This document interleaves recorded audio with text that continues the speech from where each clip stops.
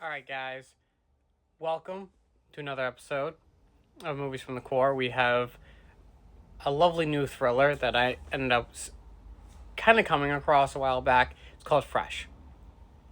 It's rated R, came out in 2022. It's an hour and 54 minutes.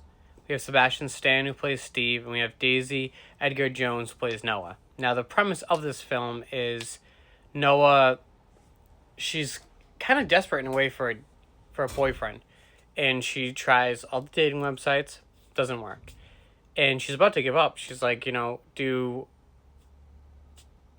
people even talk in person to do meetups? And she lucks out. She ends up meeting Steve in a grocery store, and they hit it off. Steve gets her number. A couple days later, Steve hits her up. They go out. Everything's going great. Well, Noah ends up explaining to Molly, her best friend, as to, oh, hey, like, this is Steve, bop, bop, bop, bop, bop. And Molly, right off the bat, goes, well, here's some red flags. He doesn't have Facebook, he doesn't have Twitter, doesn't have, Instagram, no social media by any means. And, a lot of people, they know that, at least people in their 40s, if not, older, they have one sort of the other, whether it's Facebook, yada, yada, yada. But, so it's a red flag, but Noah's like, no, it's fine, makes me happy, he's cute, the whole shebang. And, like I said, everything's going great, and Steve asks her if she wants to go away for the weekend. So Noah's like, yeah, absolutely. So Steve comes and picks her up, and he ends up saying that, oh, traffic's going to be too much, so let's spend the night at my place tonight.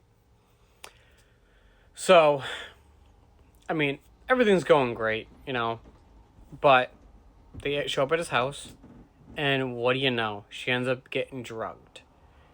And we end up finding out that he is not only a cannibal, but he sells girls body parts on the black market in a way, and it's very, very fucking gruesome.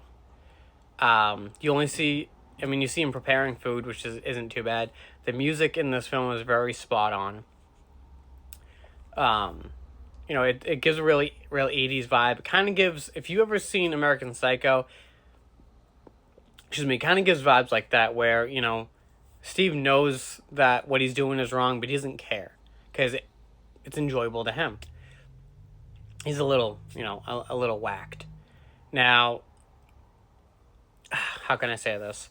So, Noah ends up finding out that there are more girls in this basement that she's in, but she's reading this magazine that Steve gave her, and in it there are little notes from girls previously, like, oh, hey, if you're reading this, he really does like you, like, lay it on thick. And it gets to the point that now Molly's worried, and she tries to find Steve and find a way to, like, I guess in a way save her best friend, because early in the film they're talking when she's supposed to be away at this resort or whatever, and they had a really good thing where if Molly says, I love you, then Noah always said, love you more. And instead, Steve decides, well, he didn't know that.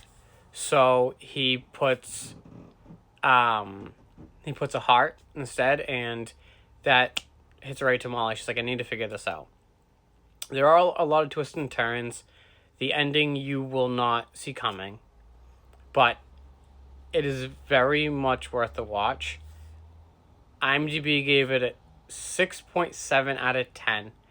I give it a 5 out of 5. But that's just because I love Sebastian Stan. I love the thriller. I love to see him in a different role than, how we see him with the Winter Soldier and how I saw him in The Covenant. If you are interested in watching this, it's on Hulu, because it's a Hulu original. So, give it a watch. Let me know what you think, because I feel like this is probably one of the most underrated films that he's done, and it needs to be talked about a lot more than it really is. Give it a watch.